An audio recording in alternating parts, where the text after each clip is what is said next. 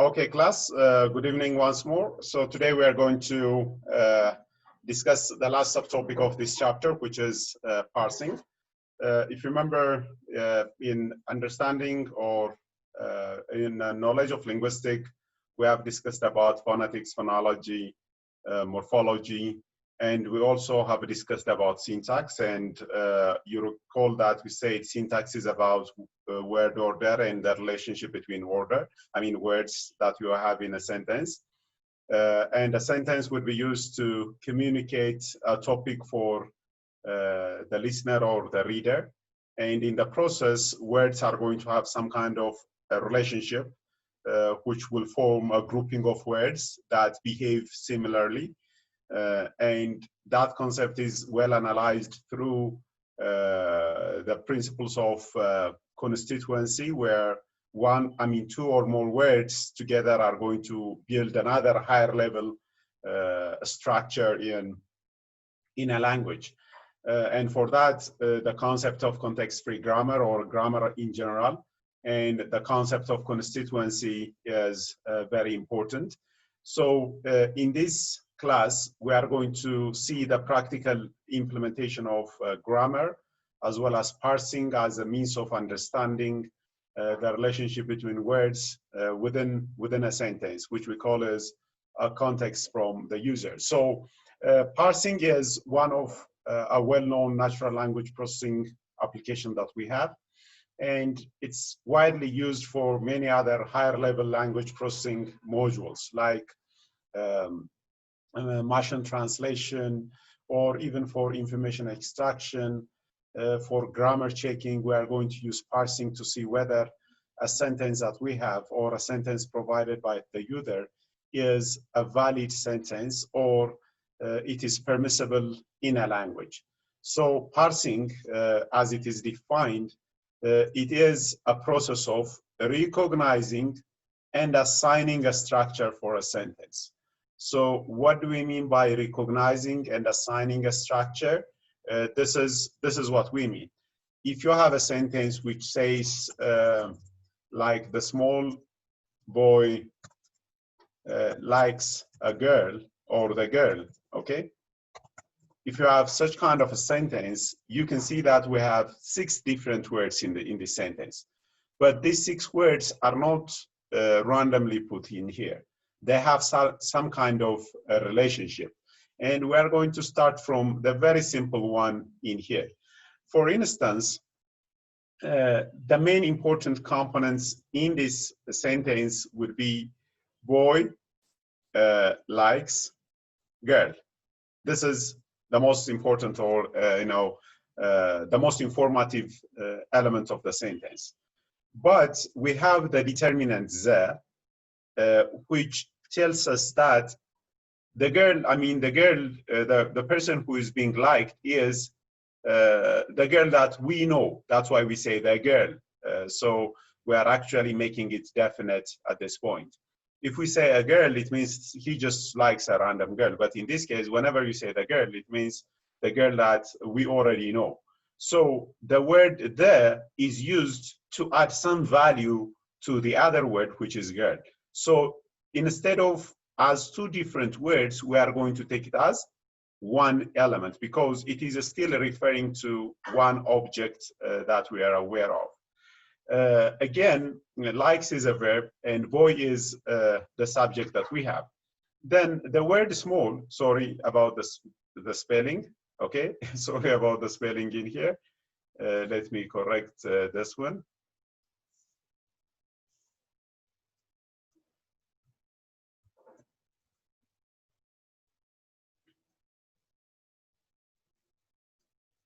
So in this case, in this case, we're saying small boy. So what does it mean? Now, again, we are trying to quantify the object boy. So we're saying that the boy is small. So it's an adjective, quantifying the object. And is still talking about a boy, which means the one that we know. So as you can see in here, we can say that there are 3 basic components in this sentence, which is the subject, the verb, and the object. And together, this one is forming one larger constituent, which we call is a sentence. So we have a sentence, and this particular sentence is composed of subject, verb, and object. From this one, the object is made up of 2 words, and the subject is made up of 3 words. Because the word small in here is not talking about the verb like, it's not talking about the word girl. It's not talking about any of these 2. Rather, it's talking about the word boy. So what we call a grammar or even parsing, it will help us, one, to recognize whether some structure is correct or not. This is very important. So that's why we say it will help us to recognize the correctness of a sentence or the permissibility of a sentence. That's what we mean by recognizing. And once a sentence is correct, then it will assign a structure for a sentence, where the structure is the grouping of the words that we have in a sentence. Because grouping of a word would affect the meaning of one. It will affect whether the sentence is correct or not. The other one, it will also affect the meaning that you can assign for the word. Mind you, we have if you recall, we had this example, right? We had this example. Example-action.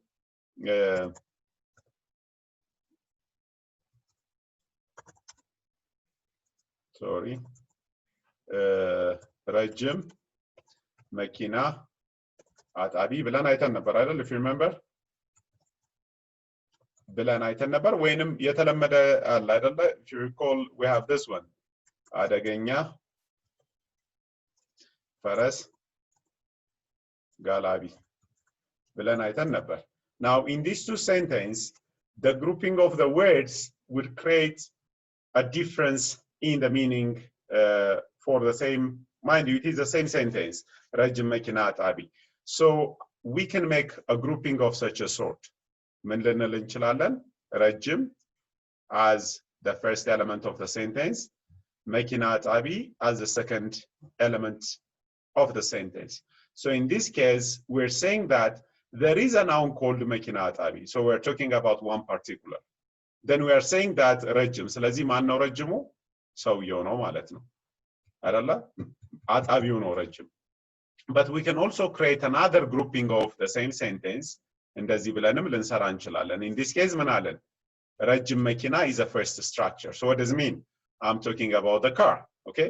So this adjective can be used to quantify either the person who washes the car or even the car itself. ስለዚህ in the first case, ረጅም መኪና ስንል, we are talking about the car. So the car is long. Then we are talking about the person who washes the car. So in this case, the ረጅም የተባለው መኪናው ነው. In this case, ረጅም የተባለው አጣቢው ነው ማለት ነው. Because አጣቢ is a noun, መኪና አጣቢ ስንል, still we are talking about what he washes, right? አጣቢ ያለን መኪና አጣቢ ስንል, we are specifying that he is washing cars. Then whenever you say ረጅምም መኪናም የሚሉት ማንን ነው ማለት ነው? They are trying to quantify አጣቢ. In the one in the top, the structure that we have in the top, ምን ብለናል? ረጅም መኪና. So we say that it is a car which is long. Then for that car, we have a person who washes it. So as you can see, the same sentence, by doing different kind of grouping of the words, the meaning is going to be totally different. The same is true in here, right? አደገኛ ፈረስ ጋላቢ ስንል, አደገኛ ብለን ፈረስ ጋላቢ ካለን, then አደገኛው ማን ነው? ጋላቢው ነው ማለት ነው አይደል? Because ፈረስ ጋላቢ የአንድ መጠሪያ ነው። ጋላቢ መጠሪያ ነው፣ ምክንያቱም ሌላም ነገር ሊጋልብ ይችላል። ፈረስ ጋላቢ ስንል, we are talking about one person. እሱ አደገኛ ነው እያለን ነው። So አደገኛ የተባለው is the rider rather than the horse. What about if we group it in such a way? ፈረስ አደገኛ ፈረስ ብለን ጋላቢ ብንል, in this case አደገኛውን ፈረስ የሚጋልብ ነው. So it is a horse that is dangerous or that is, tough. So we know that once you are given a sentence, it will help you to recognize whether that sentence is correct or not. Okay? ለምሳሌ, what if I have a sentence of such a sort for the same case, እንደዚህ ብልስ,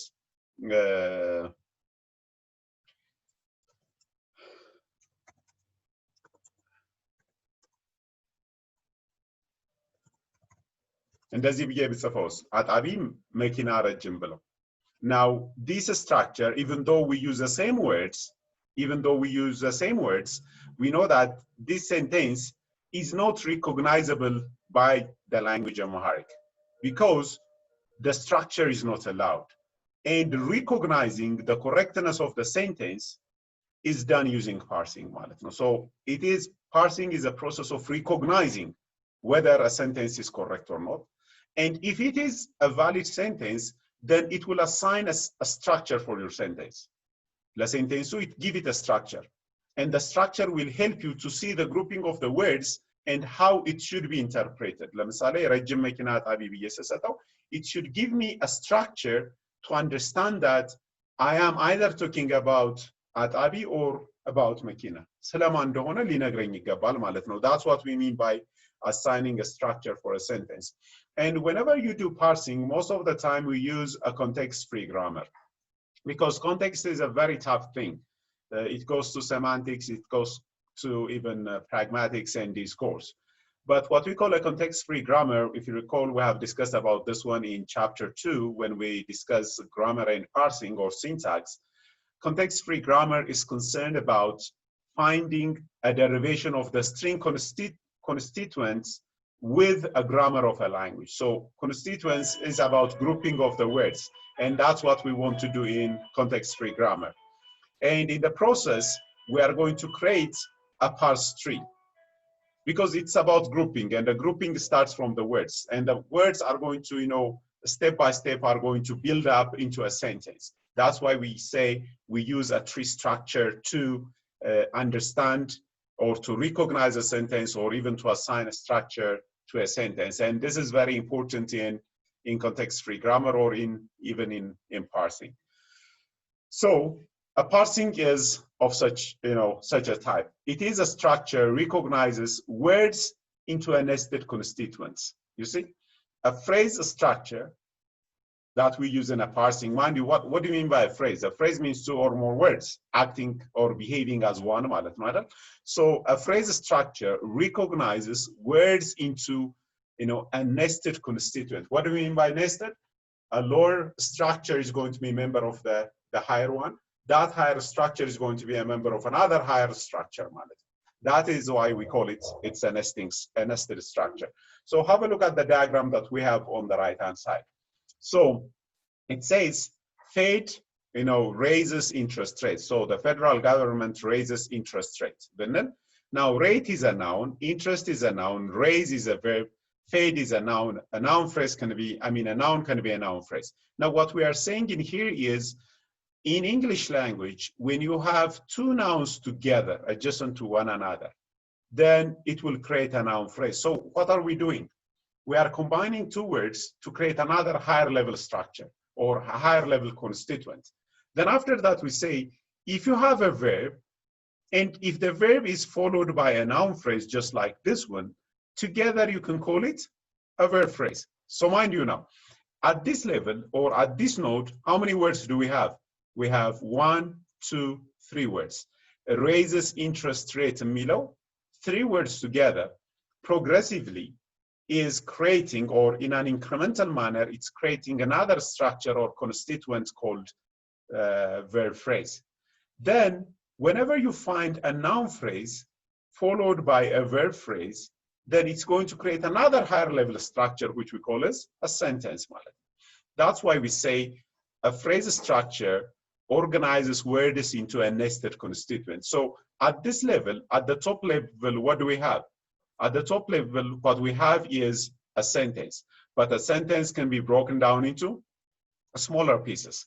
So it means the stem of the tree can have branches, the branches can have more branches, and those branches can have leaves. And those leaves are the words that we have. If you recall, in chapter 2, we discuss about terminals, non-terminals, start symbol, grammar rule.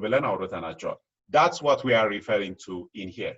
So how do we know whether something is a constituent or not? Even though we have discussed it in chapter 2, let's try to mention some of the points. The idea is a constituent behaves as a unit that can appear in different places. Okay, that is the concept that we have for a constituent. So let's have this sentence. We said the small boy likes the girl alanara. So what we are saying in here is the phrase the small boy,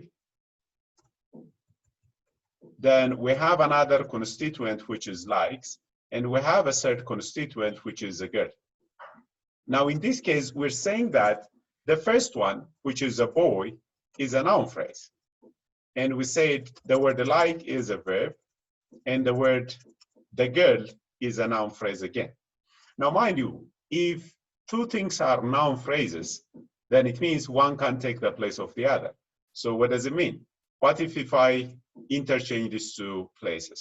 እንደዚህ ባረጋቸውስ እንዲህ አድርጌ ባስቀምጠው it should work ማለት ነው አይደል? If I say the girl, if I interchange their places, the girl likes the small boy bliss. It works, right? Because it's a noun phrase. So a noun phrase can take a place of any other noun phrase ማለት ነው. That's what it means. But if I change it in such a way, እንደዚህ ሳይሆን what if I say instead of the girl ከሚለው ይልቅ teacher ብለውስ? Okay? Teacher likes the small boy.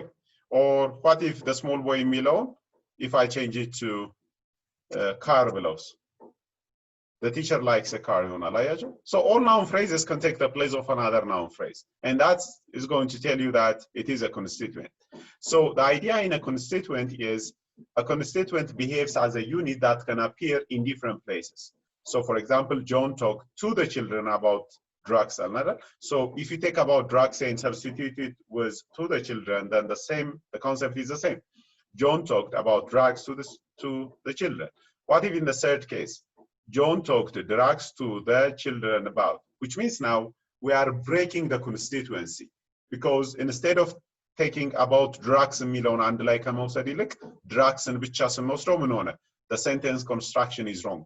And parsing is going to help you to avoid such kind of improper combination of words or placement of words. So you can use substitution or expansion. For example, you can say I sat ካልን በኋላ on the box, right on top of the box, there. እነዚህ በሙሉ ምንድን ናቸው? These are constituents that behave the same because one can take the place of the other. So you can say I sat on the box ልንል እንችላለን. I sat right on top of the box, or I sat there ልንል እንችላለን. So there, right on top of the box, on the box, or are, you know, the same. Not when we say the same, it's not about the semantic meaning. We are referring to the role they play in the sentence. So there are different techniques that you use to check the constituency of a structure. So in parsing, we are going to have two approaches. Mind you, we have words. The words are going to incrementally be combined to create a sentence. What if you have a sentence? Again, you can break it down into smaller pieces to arrive at the words. So parsing can be done in a top-down or in a bottom-up approach. So top-down means you are going to have the sentence and you are going to progressively break it down into smaller pieces until you arrive at the words, okay? That's what we mean by top-down. And the algorithm that we have for top-down parsing, we call it recursive descent parsing. So what does it do? The recursive descent is a top-down parsing method. What it does is it breaks a high-level goal into several low-level sub-goals, like breaking down a sentence into a verb phrase and a noun phrase, then breaking a noun phrase into determinant and a noun, breaking a verb phrase into a noun phrase and a verb, then again breaking a noun phrase into a determinant and a verb እያለ ወደ ታች ይወርዳል ማለት ነው። So it breaks a high-level goal into several low-level goals. The first question will be how to break the top-level goal. And the top-level goal is what we call the sentence, or S. So breaking down S, or the sentence, into smaller pieces or smaller sub-goals is the task of recursive descent or top-down parsing. So in the grammar, in your context-free grammar, you might find this one, ምን የሚል S, or the start symbol, can be substituted with a noun phrase and a verb phrase. So that's what we mean. Now, S is a higher level goal, and we are breaking it down into two, which is noun phrase and a verb phrase. Again, we are going to take noun phrase and break it into two smaller, into a lower constituencies. Then we are going to take a verb phrase and break it down into another lower level sub goals. So the top level goal is to find S, or the sentence. So for the grammar, S is broken down into two, which is noun phrase and verb phrase, production rule. Then again, we are going to find noun phrase and break it into, a lower level goal, find a verb phrase, and again break it down into smaller pieces. So progressively we are going to break it down into smaller and more smaller pieces. By this process, since we are talking about a sentence, the last point that we are going to arrive at is a word, because the words cannot be broken down into pieces. If you do that, then it is morphology, and morphology will change the meaning of the word, right? If you remove the affixes and the prefixes, suffix from that one. So progressively we are going to arrive at the end, and we perform this job until we reach a terminal. And what do we mean by a terminal? A terminal means the words that we have in a sentence. So this is a recursive descent approach that we have. So the recursive descent, as I said, it keeps doing until a terminal is found, until you arrive at the words. So whenever you find that the terminal or the word, you are going to compare it with the input given by the user. Because the word that you find in your grammar, if it matches with the word that is given by the user, then it's a plus. I don't know. Then you are going to move on to the next one. What if the word that you have in the grammar is not found in the input string? The input string is wrong because the input string contains a word that your grammar doesn't know. A mark on word, then it should say no. So if no match is found, then what does it do? It looks back for other alternatives, because you know that in a grammar you have many possibilities of combining words. So once a parse tree has been found, again, recursive descent, the good part of recursive descent is once it gets a solution, it keeps on looking for other solutions as well. Okay, it looks for more solutions from the grammar, from the input word that is provided. Okay, that's how it operates. So the top-down parsing uses a grammar to predict what the input will be before actually inspecting the input. After the break, we are going to see a demo on NLTK how the recursive descent parsing works. Before moving to that one, let's see the other option that we have, which we call is a bottom up. So the bottom up, we call it a shift reduce, that one. The top down, we call it recursive descent. The shift reduce parser tries to find a sequence of words and a phrase that corresponds to your grammar. So instead of starting from the sentence or as the start symbol, it starts from the words themselves. That's why we call it bottom up. It starts from the words and it keeps on building or combining words to arrive at the solution.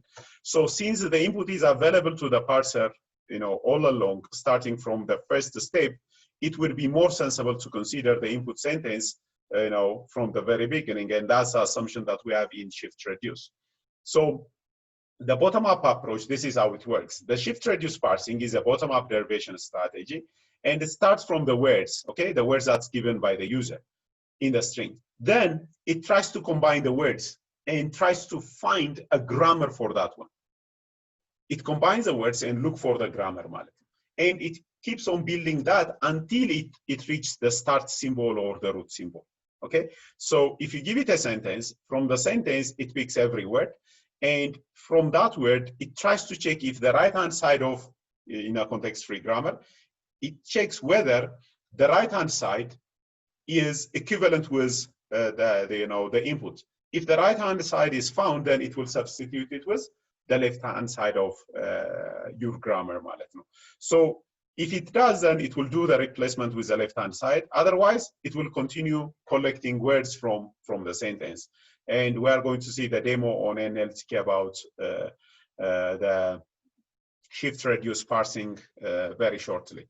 Then after that, after we see the practical session, we are going to see how you can build by yourself a context-free grammar and a probabilistic context-free grammar. Okay, please join the meeting right away. I'm going to stop it now for the first session.